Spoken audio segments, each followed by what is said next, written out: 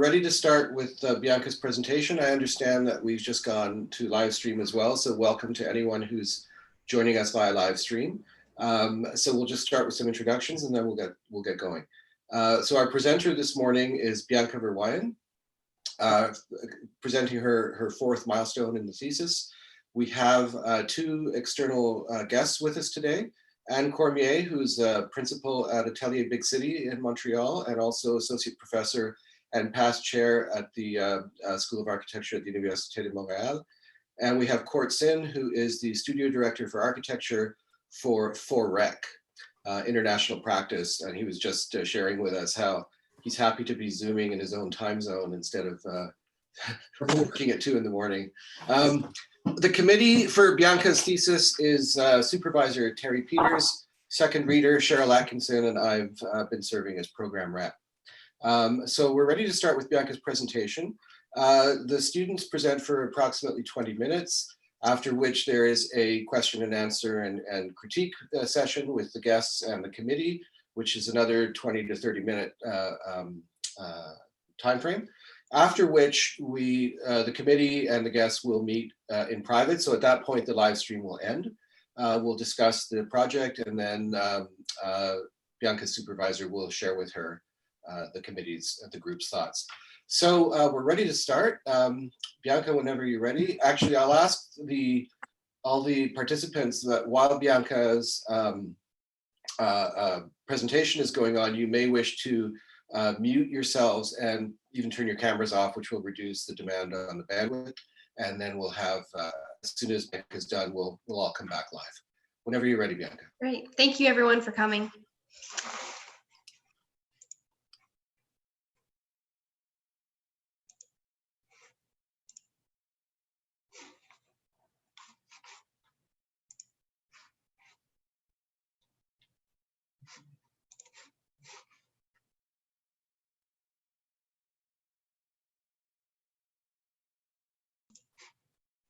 Active urban dwelling, variations of body and space for improved well-being. 48% of Canadians aged 12 and over, or about 12.7 million people, are inactive, getting the equivalent of less than a half-hour of walking each day. There are many reasons why we are becoming increasingly inactive, such as becoming more digital, working from home, types of leisure activities, and emergence of conveniences, such as Uber Eats, which are eliminating the need to move. Low levels of activity have proven to have significant effects on declining cognitive function, in addition to motor skills and even lifespan, posing a threat to our well-being and quality of life as we age. Cognitive decline is a prevalent issue, as approximately 747,000 Canadians are living with cognitive impairment, including dementia, which is one of the main causes of disability later in life, ahead of cancer, cardiovascular disease, and stroke. The simple solution is physically moving your body. Since immediate effects of activity are transient, the body needs variation and challenge for long-lasting effects. The built world can stimulate and challenge our bodies and minds. However, we are lacking the sense of variety and challenge, particularly in housing, revealing an untapped potential for an active architecture. Acknowledging these facts, it becomes apparent of the flaws in Toronto's apartment housing, since they have increasingly become repeated, bland, and prescriptive in their function, use, and spatial qualities. There are 3 main areas of critique which must be acknowledged to create an active architecture for urban housing. Current housing 1, lacks variation, 2, reinforces habits, and 3, views body and space independent from one another. Our apartments are spatially homogeneous, typically consisting of one flat plan that is volumetrically consistent among the entire dwelling. Programs and design conventions are assigned and fixed, limiting variation of alternative uses or experiences and further limiting the use of the body.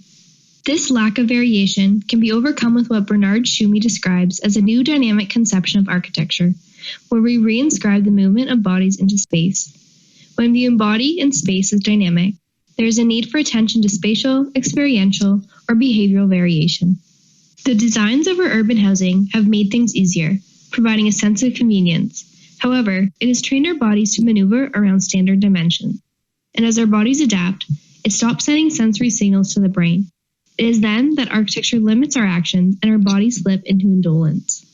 It is when we treat our environments with little potential for affordances or action possibilities that our environments become limiting. And by understanding that our environments are the condition for human action, designers can allow spaces to become extensions of our bodies, initiating movement and variation. To dismiss the normative ways of living in apartment housing, the role of the physical environment in creating action possibilities becomes essential, as it gives architecture the agency of engaging the body into a variety of actions, and brings back variety of space and use and well-being measures into urban housing. To incorporate movement and well-being into our architecture, active design plays a role in providing agency to better our minds and bodies.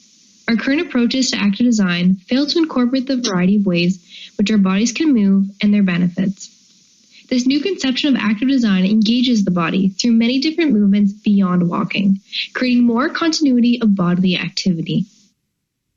This thesis tests how a new approach can use housing as an instrument for well-being, and how alternative amenities, qualities, organizations, and design of urban housing afford more physically active and socially engaged lifestyles. James Jerome Gibson coined the term affordances so designers can understand its meaning as action possibilities within the environment, and that composition and layout of surfaces constitute what is afforded. Affordances help inform how space relates to behavior and evokes bodily sensory experiences. Most of Gibson's theory refers to affordances through the material environment. Through design research, spatial and material affordances as it pertains to new housing forms that create new action and behavior were explored. The exercise challenged conventional apartment design by incorporating movement and variety through spaces which interweave, stagger, and afford different orientations, views, elevations, and ways of transitioning, allowing the body to behave in, use, and experience space differently. To afford variety of movement, Gail Nichols states in her active design supplement, there are three main physical movements critical for development and well-being.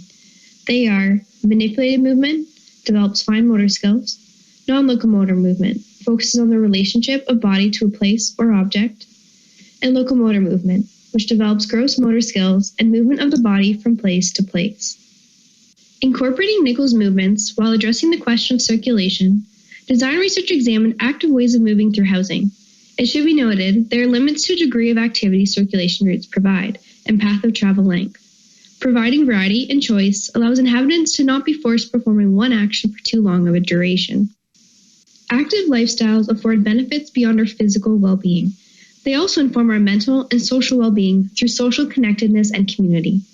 Shared living in this thesis becomes a method to promote active living and well-being.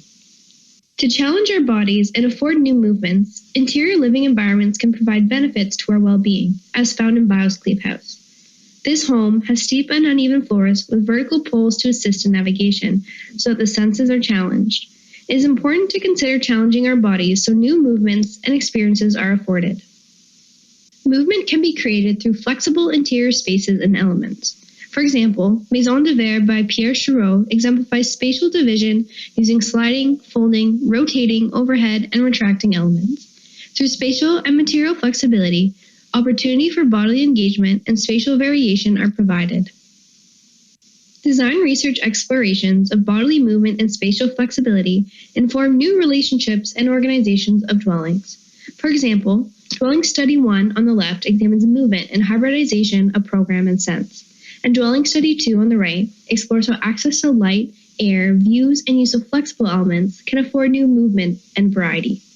Building forms, which provide platforms for gathering and volumetric variety, help promote active living through what their spatial and visual relationships afford.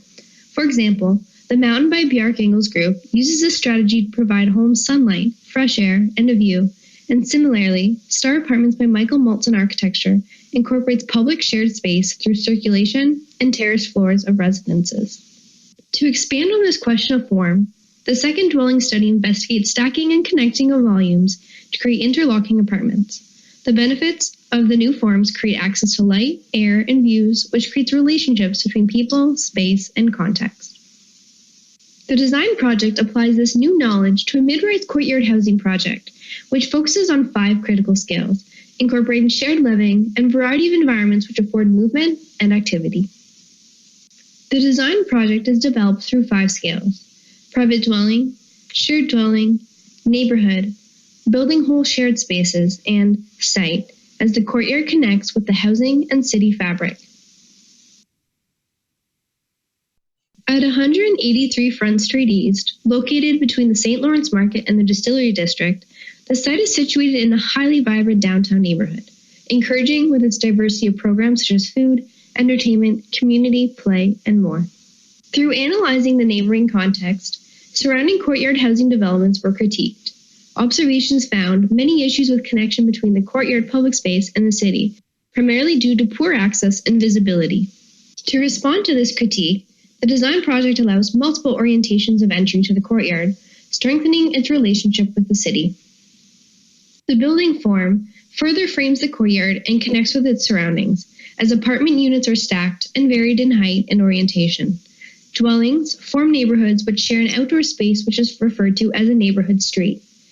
These clustering of neighborhoods create two L-shaped buildings on the site, each which are connected by a ribbon that affords active opportunities for running, walking, and play. The private dwellings are a component of a dwelling block, which is part of a neighborhood. Dwelling blocks vary in height, forming a step facade for access to views, light, air, and frame the neighborhood street, which provides a gradient between the private dwelling and the public city. Each dwelling block has a shared vertical space for the residents, shown in yellow, and private units protruding around this shared core, as shown in purple.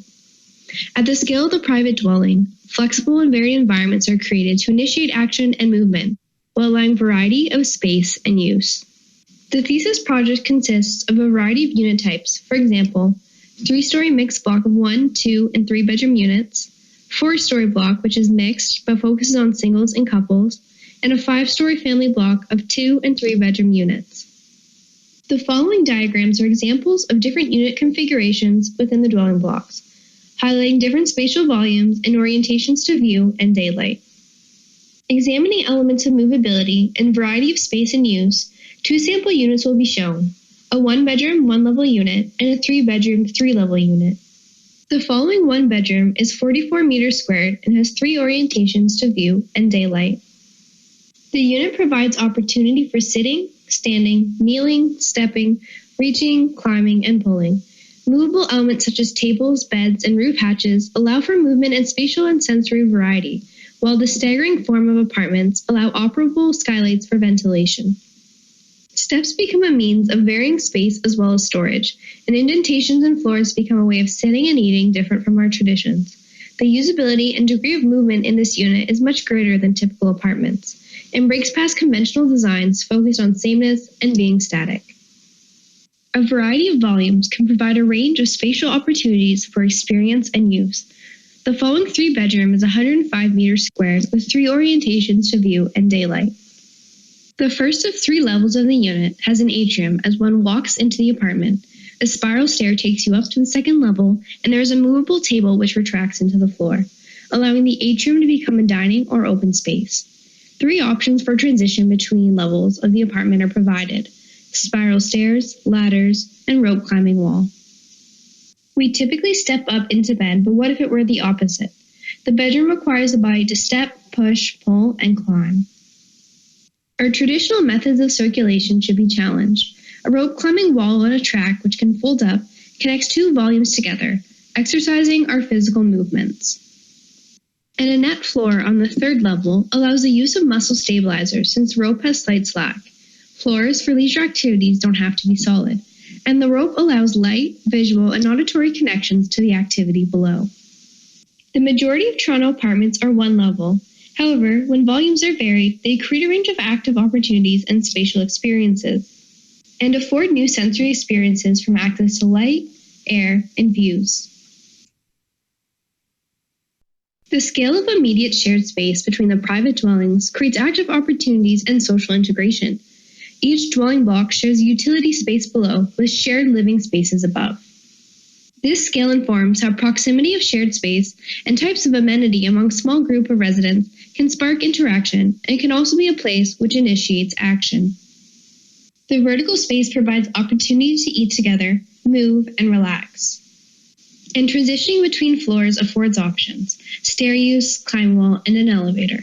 Direct visual access to the city and other dwelling blocks are present at the front and back of each dwelling block, further creating connection between residents and the city. Through use of material, color, views, and spatial volumes, comfort and connections are established. Stair use is encouraged, however, choice is provided. The vertical shared core informs both physical and social engagement while providing access to daylight, views, and indoor-outdoor relationships. And due to typically dull apartment entrances, the project provides each unit to have a shared entry which affords utility and storage space. The entry to each dwelling block has a residential feel and is not only a threshold of entry, but a utility space, like a garage where things can be stored and showers can be taken to clean dirty boots, animals, and outdoor equipment, further adding functions to urban live spaces. At the scale of the neighborhood, groupings of dwelling blocks which form 6 neighborhoods further create connection between residents, creating gradients of social and active opportunities. This scale informs how proximities are important variables to improve lived experience. Since the building form consists of a variety of stacked and shifted volumes, variation of apartments is necessary to create a sense of identity through the facade. Each apartment has a feature wall of dark gray, red, or beige brick to distinguish this individuality and variety. To understand the scale of the neighborhood, Neighborhood A will be examined in detail. The ground floor plan shows relationships between entry to dwelling blocks, private dwellings, shared amenity space, and retail at grade. An enlarged plan reveals the different unit types and relationship of private and shared space, showing the variety of 1, 2, and 3 bedroom apartments. The second floor plan of Neighborhood A shows the design of 4 dwelling blocks, highlighting the relationships between the apartments, the neighborhood street, the ribbon connecting the neighborhoods, and the courtyard. An enlarged plan reveals different configurations of 1, 2, and 3 bedroom units, which vary between 1 and 3 levels. Each apartment is carefully designed to establish relationships between private and public programs within the dwelling. 3 conditions exist between apartments which face each other. The staggering forms of the dwellings allow for proximities between apartments, which afford privacy and comfort, and private programs within the adjacent apartments, which face one another, are designed to not have window heights at the same level. A transverse section through Neighborhood A shows the relationship between the private dwellings, dwelling blocks, and the shared communal street, which acts as a connective tissue through the neighborhoods. Apartments vary in 1, 2, and 3 levels, affording a range of views and spatial configurations. Relationships between public and private views, as well as private and semi-private outdoor spaces, are established through the staggering housing forms. These relationships establish proximities between housing, the neighborhood street, the courtyard, and the surrounding city. The neighborhood street is an active and social space for gathering, gardening, and play, which fosters close-knit relationships. For communal meals, a few steps outside and fresh herbs can be picked. A longitudinal section through Neighborhood A shows the relationship between the private dwellings and the shared vertical core. Below the housing, retail at grade, and the Front Street portal connecting Front Street to the courtyard are shown. The section examines the dynamic nature of the private dwellings and shared vertical core. By providing small kitchens and dining spaces within apartments, the communal space between dwellings becomes common, social, and active interstitial space. The public and private spaces of the neighborhoods are connected at the ground floor of each of the 2 buildings. Corner neighborhoods are the anchor, acting as the main entrances, central active, and community zones. The neighborhoods of each building connect below grade. This below grade passage is a transitional zone and a storage space to allow the ground floor to be solely for shared amenities. Active and social opportunities are afforded above, at, and below grade. The ground floor plan highlights the relationship between the dwelling blocks and shared amenities below each neighborhood, with the corner neighborhoods acting as the active and community anchor. The arrangement of the building forms further frames the courtyard and affords access with the city. The second floor shown highlights the second level of each anchor and the relationship of the ribbon to the neighborhoods and courtyard. Intermediate stairs allow residents to get on and off the ribbon and access the city. The project encourages connectivity with the street level, and this scale focuses on integrating with the surrounding city through portals, additional crosswalks, and a public courtyard. By creating an engaging courtyard with a variety of opportunities for walking, biking, running, sitting, and social gathering, active opportunities are present and inviting, not only to residents of the housing, but members of the city. Portals allow physical and visual access from the street level to the courtyard. and additional access through crosswalks improves active opportunities. The portals allow for multiple points of entry and exit to the courtyard, providing choice and navigation. Connection between the street and courtyard is established through physical connectivity and attractive murals by local artists that guide people to the courtyard. The portals improve connection between city and housing. From an urban perspective, the entry of the courtyard along Lower Sherbourne Street allows for visual access to the Nicholson Lane portal, and from the neighboring buildings, the dynamic housing forms are expressed, situating itself within the neighborhood. The design of the courtyard further connects residents and the city through the portals, and landscaping guides users along the slope site to the adjacent parks. The courtyard is designed to have access through to the city fabric, such as at the street level, laneways, and public parks, as well as provide direct access to dwellings through walk-up style apartments. The sloping landscape of the site guides people towards the park and provides a range of active and social opportunities. To conclude, this thesis challenges our current notions of apartment housing based around sameness and lack of variety, and allows affordances to optimize how space is used and how active and social opportunities are provided. By being active, we create opportunities not only to strengthen our minds and bodies, but to allow for social connection, a vital ingredient for urban well-being. When we look at active living in terms of shared living, we move away from the idea that your private space is the extent of your living experience. By balancing design variables for movement and spatial variation, the thesis found that new forms and relationships can create new behaviors, consequently creating a new way of living. Variables for physical and social interactions include flexible interior environments, which hybridize spatial experience, use, and bodily movement. Gradients of shared spaces within proximity to the private dwelling afford variety of interaction and activity. Stair use is emphasized and associated with social functions. Choice of circulation routes and difficulty are provided. Visual and physical access to neighbors, city, and outdoor amenities such as parks are afforded, and good sensory qualities within the dwelling, such as high quality and access to light, air, views, and biophilia are provided. Through the investigation of this thesis, it has become apparent we can no longer assume one standard spatial arrangement, and new urban housing forms require alternative amenities, qualities, and organizations which afford more physically active and socially engaged lifestyles. This thesis reveals how housing can help people be active in the city and the home and foster well-being for our minds and bodies. Thank you. Active urban dwelling. Okay, thank you, Bianca.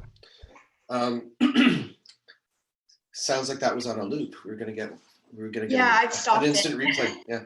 I guess we should leave your screen up in case people want to ask specific questions about I'll go to the particular images. And I'd like to invite our guest critics to start with any questions they might have for clarification.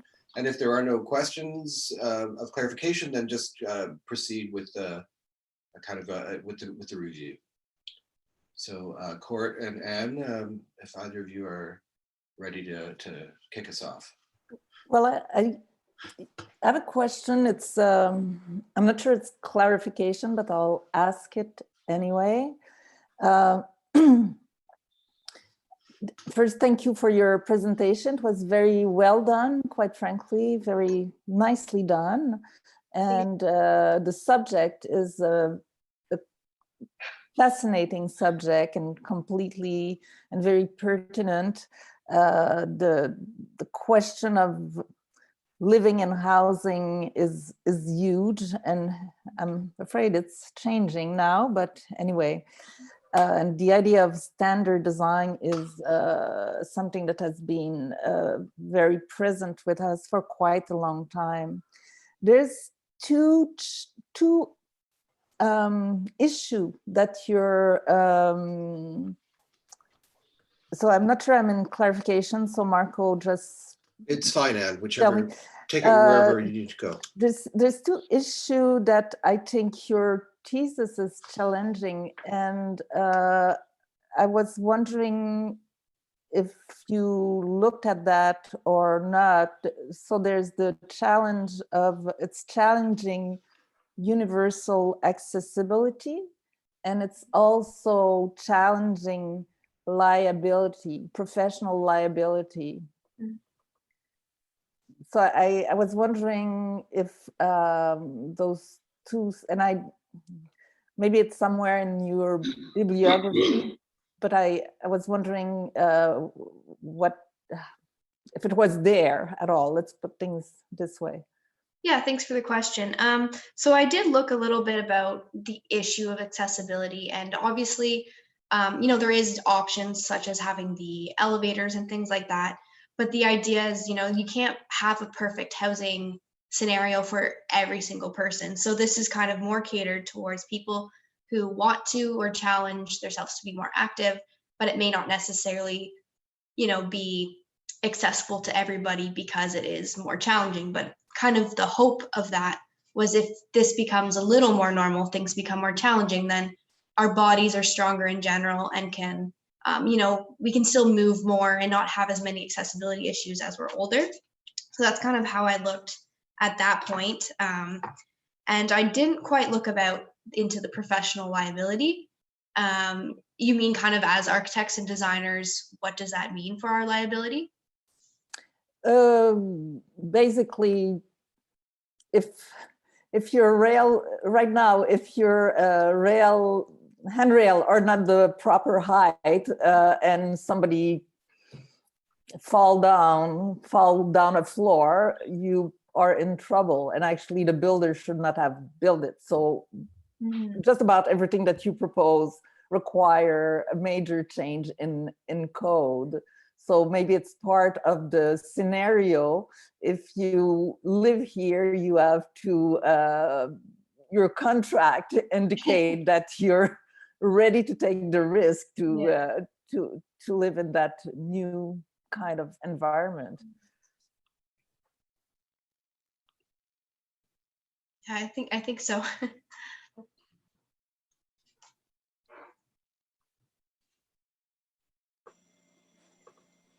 Hi, Bianca, it's Court. Hi. Can I jump in and dovetail into what Anne's talking about? Congratulations. That was again, just complimenting you on your presentation. Thank you. Very clear and succinct. I just wanted to carry on with Anne's concerns about universal accessibility. It is a key part, especially in this typology, that we recognize that there are people who, genetic wise, it's not really a choice, that they're unable to have the movement that they would like to have. So let's say that you proceed with this as an idea, a concept that is more for able-bodied people. I guess I could follow that. I guess what I'm trying to understand is, beyond the critique of each unit, the shared space seems to be where the fun, the play, the community, the social can happen. And I just wanted to get your definition on what you meant by social, because I found myself kind of getting pulled back into a conversation about activity again, and physical activity. Is there more to what you believe is social? Sorry. So like, what is your definition of social well-being? Maybe that's my question. Social well-being?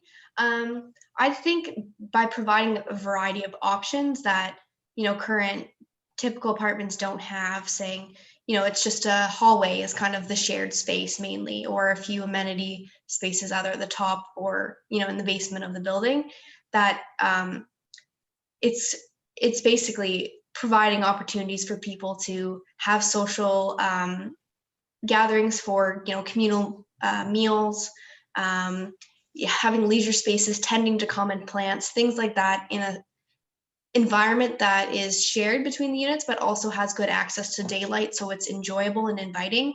Right. Kind of the idea of that space. Right, because I actually did get to deep dive into your document, and what was really interesting, I have it written here, figure 27. It's like a strata elevation of what we commonly see in condos right now, which is commerce at grade. Then there's kind of a little bit more of a podium that's with comprises of commerce, and maybe some public pieces. And then there's, I thought was quite clever, you noted that there's a sliver of life. And for me, that for me was kind of a key point in your thesis. And I was hoping that maybe there was a little bit more to this social integration, trying to bring in, and I'm glad that you're showing how the buildings and this proposition links to the greater urban fabric with the portals and the walkways and such. But if there was a sort of suggestion, it would be trying to figure out ways of maybe tying that shared space with means of access that could resolve some of the universal accessibility issues. So Sorry, that what was the issue with accessibility to those spaces? Because they do have, elevators and stairs that directly give access to those spaces. Oh, understood. I'm just saying that if the idea is that you'd like to encourage more activity, people who have in wheelchairs, in crutches, etc., they can still be outside and get to their unit rather than just being in an elevator. So I know I'm kind of belaboring this, but I just feel like you were really going in a great direction here. There's definitely a great base here. It's just the shared space for me is a great opportunity to kind of reinforce your overall concept. Yeah, thank you for that. Just in case it wasn't clear, there actually is connection from the courtyard through a ramp instead of a street like you see in this image where there's the stairs going up. So that actually gives you direct access from the courtyard through a ramp to your unit or to that outdoor shared space and then into that shared core. So there is still, I guess, that sense of accessibility for wheelchairs.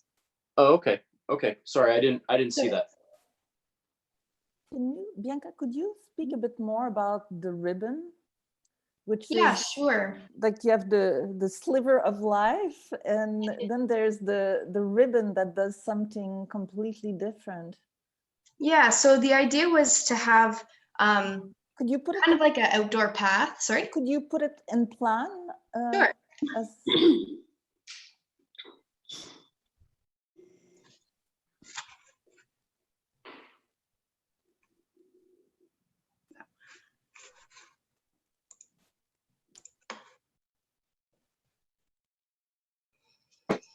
Yeah, so the idea with this was that it's kind of like an extension of an outdoor walking path, also connecting these neighborhoods together because, didn't want there to be a harsh line between the city and the housing and having kind of this interstitial gradient of circulation.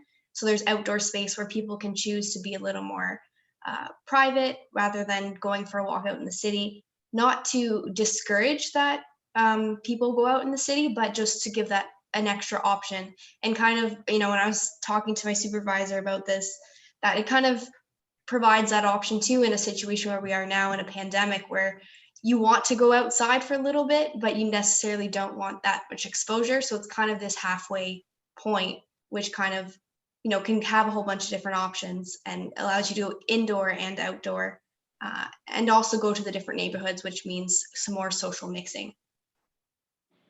Does it connect with those sliver, or is it?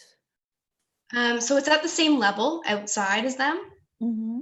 And so you would have to walk inside each dwelling block to go to that shared core.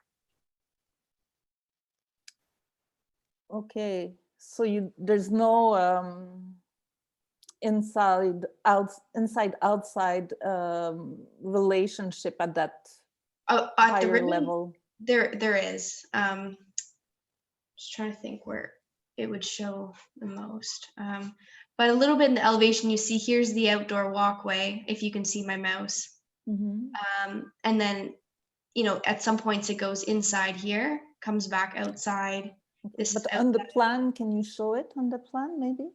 Yeah, so this part is all outside, and then this part goes indoor because this is inside. So it wraps through and then comes back outside, and this ramps down to the courtyard.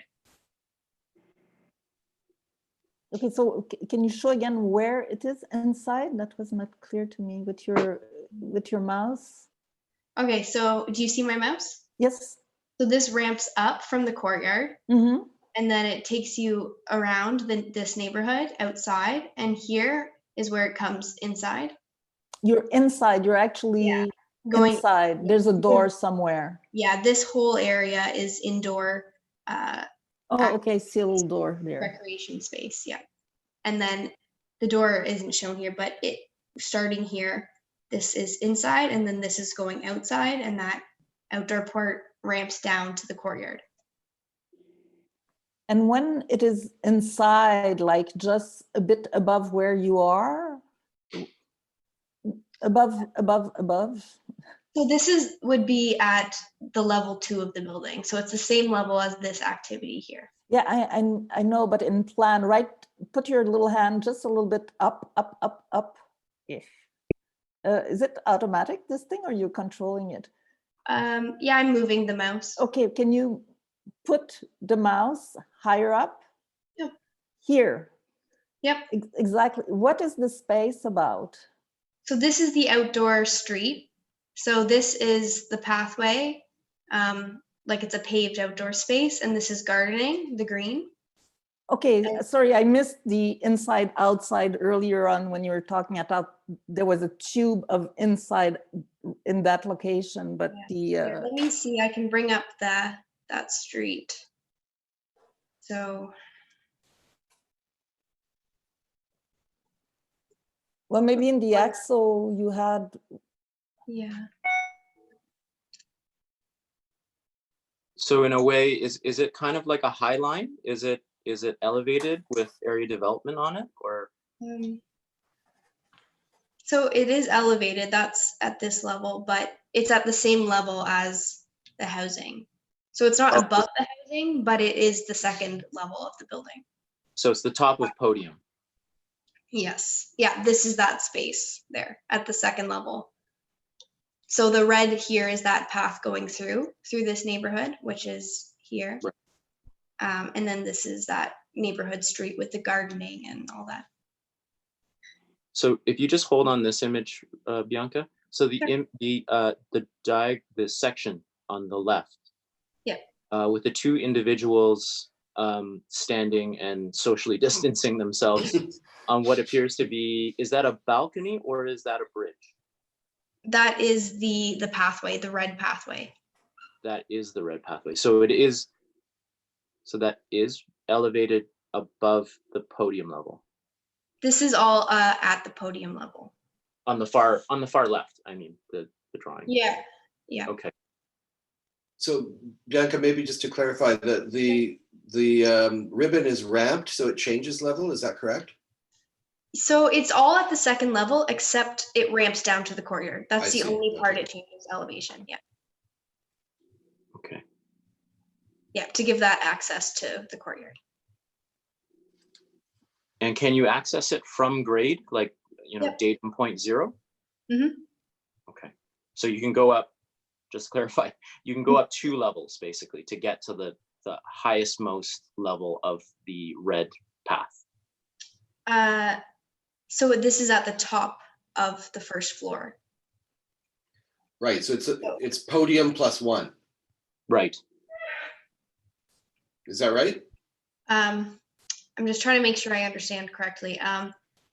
So if the section on the left here, the bottom of this, that is grade. Yeah. Okay. So above that is on the top of the first floor, so second floor. So it's at the podium level. So top of podium. Yeah, top of podium, yes. So if you use your cursor and you go to the top on the left-hand image where the two people are talking to each other with 2 meters apart, that is not the path. Yes, no, that is not. This is that. Sorry, I misunderstood what you were asking. So that is what you would see here in the image in the middle. Okay. That where they are is this upper level. So because this neighborhood, this is the bottom part is where the activity is, like the gym and stuff like that. Up here is where they have their gardening space. So it's kind of a stepped thing because that's also the highest dwelling blocks. So it also gives that kind of stepping notion to have those views and connected to the neighborhood beside it. Okay. And Bianca, as this path, the ribbon moves from interior to exterior, are those doors secured? Yeah, like I wouldn't want them to be accessible to the public because it, Right. there So, needs to be a level of even security. though the path is continuous, you would need some kind of access card. Yeah, I think, like a card reader or something like that. And why do you feel that the path has to be curved? Is it to imply movement?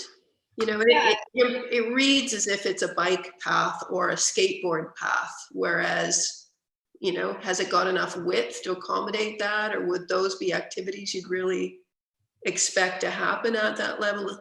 Or maybe just with young children? Yeah, I think it definitely can accommodate biking and all those kinds of activities. It's, I believe, 3 or 3.5 meters wide.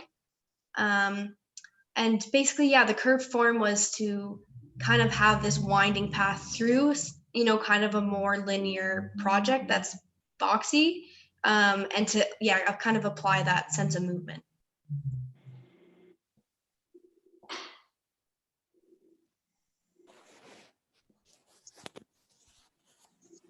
And I have another question about the grade.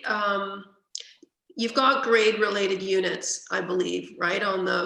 Both on the court. Some of them are entered off the street other than Front Street, and some are entered off the courtyard.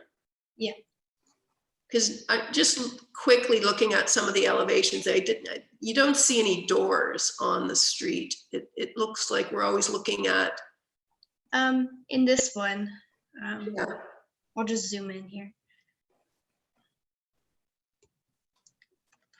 Oh, there is a door there. Yeah, so it's stepped and, recessed back a bit, and there are doors, yeah. So that's typically the condition on both Princess Street and the north-south, well, the other 3 streets than Front, correct? Yeah.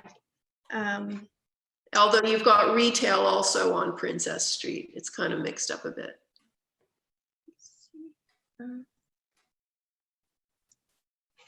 Yeah, here, this is where the courtyard entry ones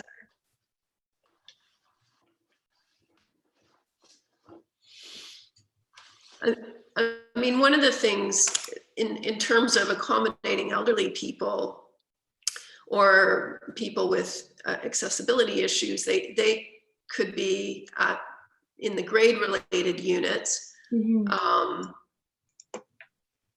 There's kind of an evenness though in the way you approach the elevations, that you sprinkle a bit of Front Street's got more retail, but you seem to sprinkle a bit of retail around and mix up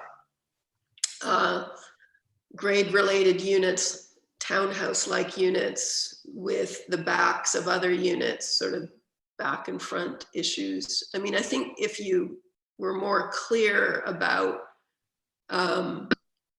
the relationship of those units, and maybe they have an internal elevator that gets them up to the 2nd level, so they're also connected, that would be the elevator does go down to the level of the street and the courtyard, so always through the internal shared lobby space, correct? Like the townhouse like units have to get up to grade somehow to enjoy that, so they'd have to go outside of your unit into the lobby to connect to the shared space, I think. Let me just bring up the plan.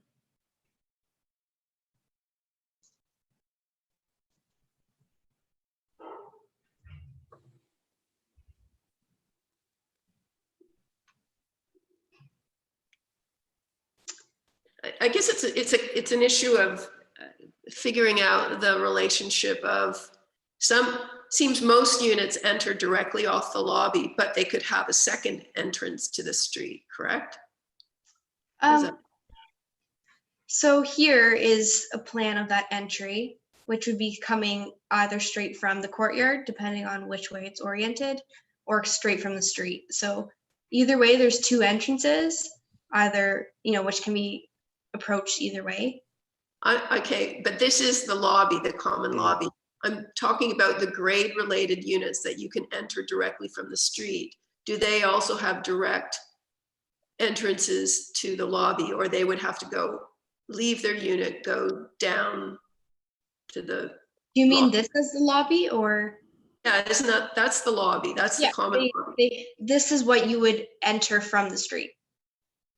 I know, but I'm asking about, aren't there some grade related units with doors directly into them, or am, you know, the ones that are on Princess? Oh, like the actual dwellings themselves? Yes.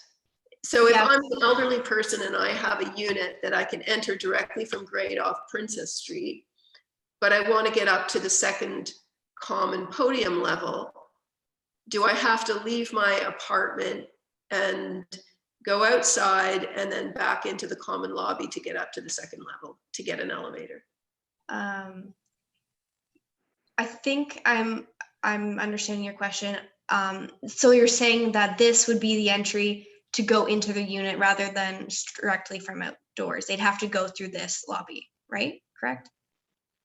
I'm just asking if that's a possibility. It doesn't look like it is. It looks like the lobby is closed off at grade to any units. There's not a direct. Yeah, it definitely could be an option. I don't have the front doors directly to outside, but it definitely could be accommodated. Okay. Bianca, could you go back to like the larger site section or a larger building section? Because I think that might help us kind of talk it through.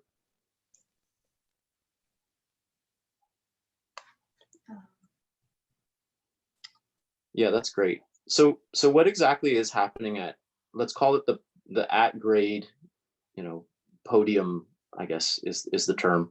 Like it looks like there's a laundry mat, maybe.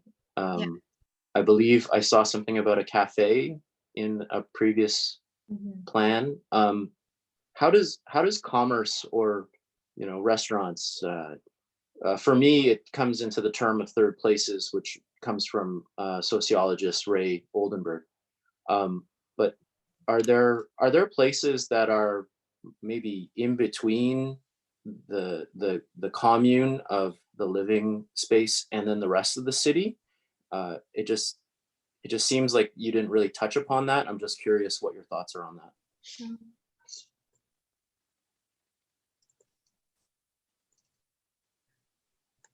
So in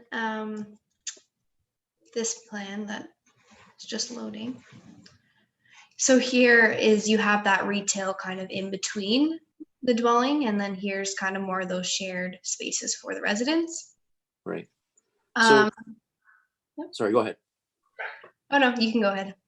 I was just curious, because you are consciously making an effort to kind of break down boundaries of thinking, right? In a way, what you've done is you've turned that sort of traditional sliver of life amenity level, which usually has a gym that nobody really uses, and maybe a movie theater that occasionally people rent out if they're willing to pay a deposit. You've basically turned that from a pancake strata to something that's now turned on its side, where the shared space is now vertical, and it's shared vertically. So I was just wondering why there wasn't a little bit more pushing on the ground plane, because you could have a cafe that becomes the lobby space, or was there a reason for that? Is it because of privacy? Is it? Yeah, I would say that's probably why it was still separate, because I did look at, in part of this thesis, you know, how much can you merge and blend together? Because blending of spaces was kind of part of the exploration, and it's not necessarily practical to blend everything, and public and private, there needs to be some sort of limits, I guess, to the gradients of how much is public and private of the city versus the residents. So I tried to kind of give the residents that blend without it compromising too much privacy. So just to throw it out there, given our current situation, people working from home, which happened before all of this, there are people who use Dark Horse Cafe to do their work, not only as students but also as professionals. Could there be a relabeling of the cafe into a maker space, or for sure. is there a way of kind of, and I'm kind of pulling it another way along the terms of universal accessibility, but is there some sort of sustainability aspect to it? Is the shared space, like you reference well, is there a giant living wall that's trying to help balance out our harsh winters, so that the common space becomes truly a common place, Yeah. so that when you're coming through a lobby, it doesn't feel like just another glorified mudroom. It is truly the common space where you meet your neighbors, and then you find yourself ascending or descending within this shared sliver of life. I know I keep on going back to it, but I found that was really quite profound. Well, thank you. Yeah, it's hard to say, that I have it labeled cafe, but there's no say that that's exactly what it'd be, right? It depends on who can rent out the space. And so these are kind of just suggestions, but I think that's an interesting idea that you mentioned, that it becomes kind of more of a free space in a sense. Yeah. That it doesn't have to be, kind of just separated. It can be, more integrated, I guess. I'm looking at this plan and I'm seeing this answers my question about where units on the ground floor enter. And here you're showing all the doors to the units internally coming off the common lobby. Yeah. And while that works in terms of the accessibility issue, that people can leave and go up to the next level. It means all the private spaces are facing the common spaces, the exterior common spaces. So your bedrooms are all facing the common spaces. And I think that gets at one of my concerns about some of the elevations, that they're a bit mute. You don't get a sense of identity or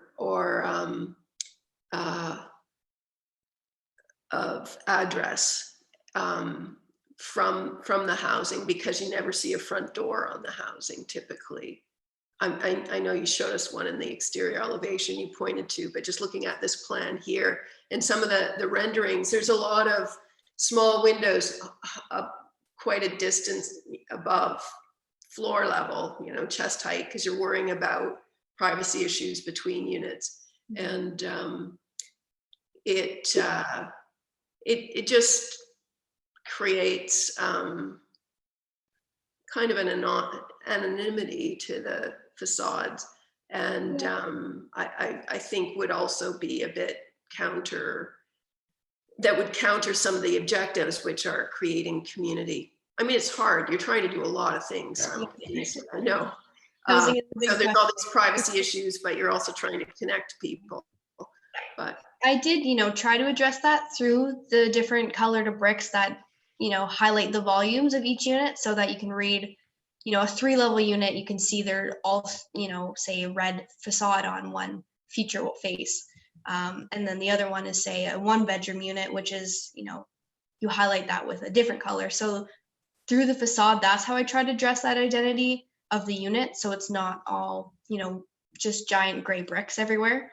But yeah, it's hard to address. But just I mean, just looking at this one purple unit on the left-hand side of the image, I think part of the issue is because you're entering from the common lobby, that's where your public spaces are, and yet they don't get big windows like you would want in a living room.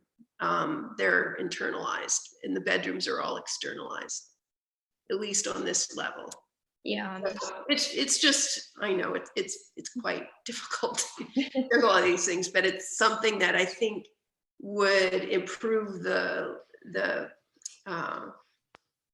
dynamic of the facade. You're using the volumes and the setbacks to animate the facade, but we're not seeing kind of generous windows into the public rooms of these units.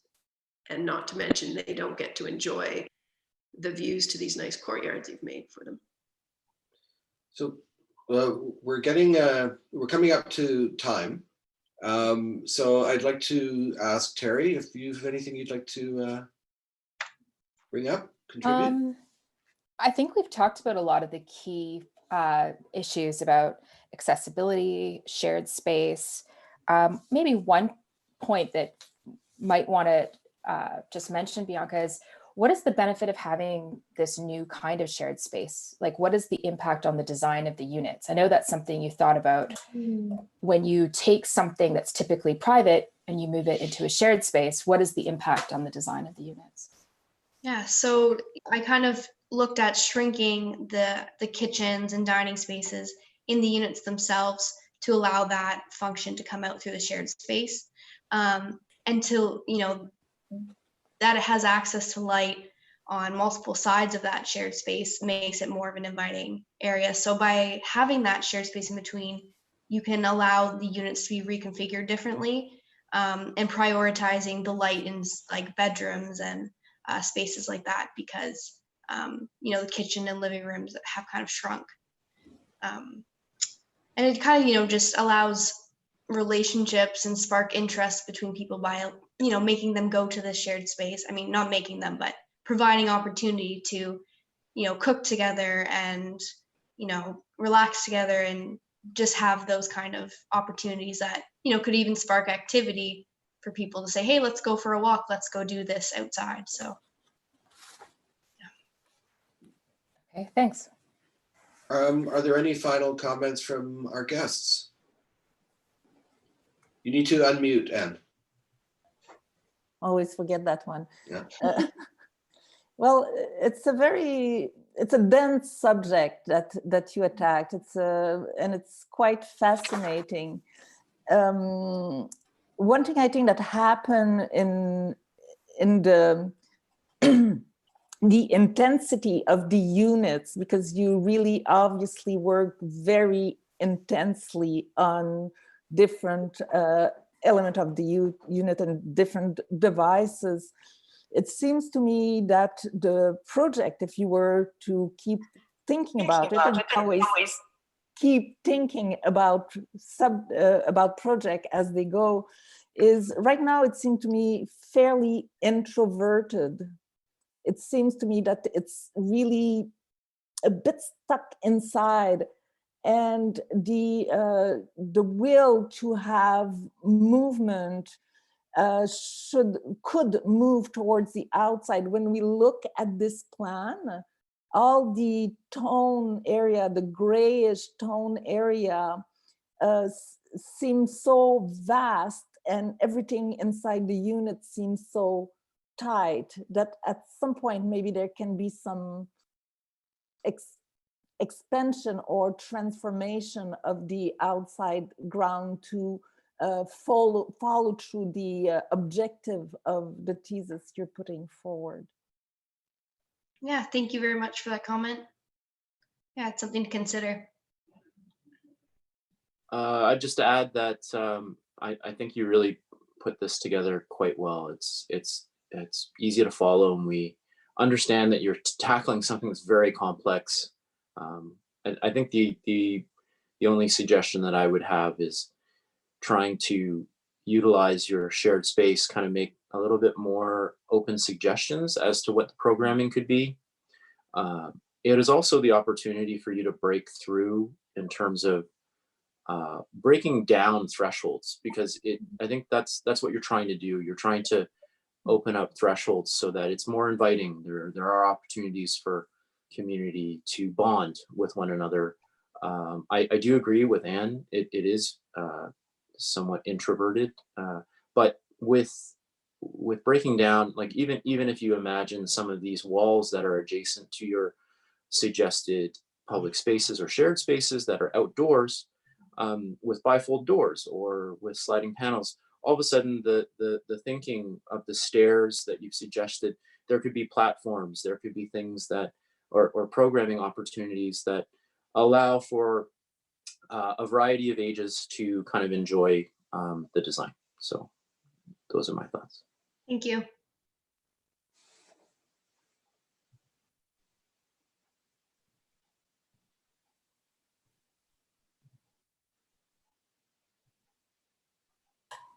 Marco, you need to We can't hear you, Marco. Same disease we all have. Yeah, I just wanted to add a couple of comments, and my main response to the project is that it is incredibly complex and goes way beyond dealing with simply issues of mobility and activity.